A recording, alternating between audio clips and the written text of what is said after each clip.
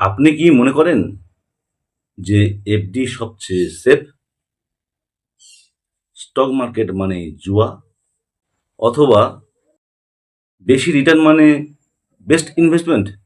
তাহলে এই ভিডিওটা আপনারই জন্য, কারণ আজকের আমি ভাঙতে চলেছি ইনভেস্টমেন্টের ৫টি সবচেয়ে বড় মিথ।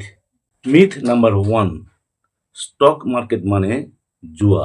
অনেকেই মনে করেন স্টক মার্কেটে টাকা দিলেই সব টাকা হারিয়ে যাবে।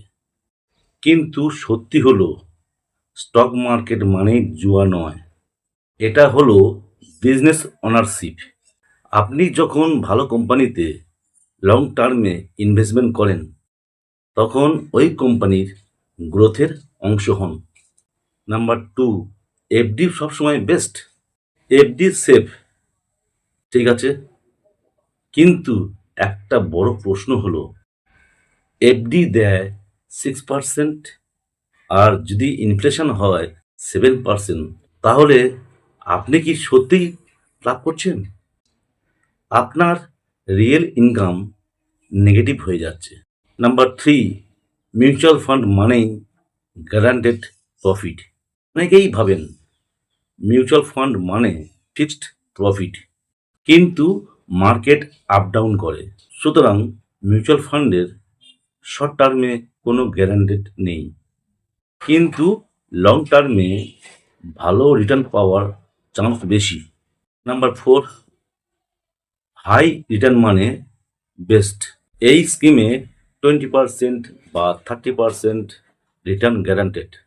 এই কথা শুনে আমরা ম্যাক্সিমাম মানুষ ইনভেস্ট করে ফেলি। কিন্তু মনে রাখুন, high return is equal to high risk. Return যত বেশি হবে, আপনার রিস্ক তত বেশি হবে। 5, অনেকেই ভাবেন আমার কাছে টাকা কম, আমি কিভাবে ইনভেস্টমেন্ট করব? কিন্তু আপনি মাত্র 500 টাকা দিয়েই এসআইপি শুরু করতে পারেন।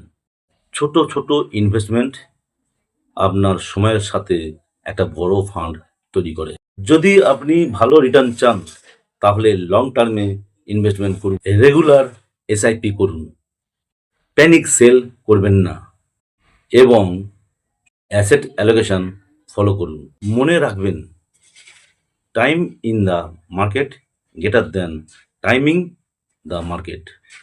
এই 5টা মিথের মধ্যে আপনি কোনটা বিশ্বাস করতেন? কমেন্টে মিথ MYTH লিখুন।